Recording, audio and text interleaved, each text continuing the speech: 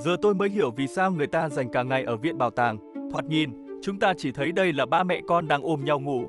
Nhưng nhìn kỹ lại thì mọi chuyện không đơn giản như vậy.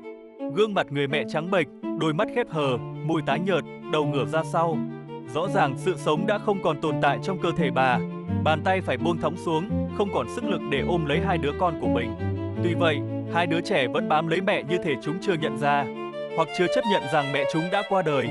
Đôi mắt người chê chê sưng húp vì khóc, vẫn bám chặt lấy thi thể của mẹ. Linh cảm rằng có điều gì đó đã thay đổi nhưng vẫn chưa thể hiểu hết. Đứa bé còn lại còn quá nhỏ nên vẫn vô tư nằm trong lòng mẹ. Nhưng theo tôi, đứa trẻ này cũng có vẻ đã mất vì màu da đối lập giữa bé và người chị. Họa sĩ chỉ đặt một thanh kiếm cạnh một người mẹ đã mất và hai đứa trẻ, đủ để ta biết gia đình này là nạn nhân của chiến tranh, là những người bị bỏ lại sau những cuộc xung đột từ lòng tham không hồi kết.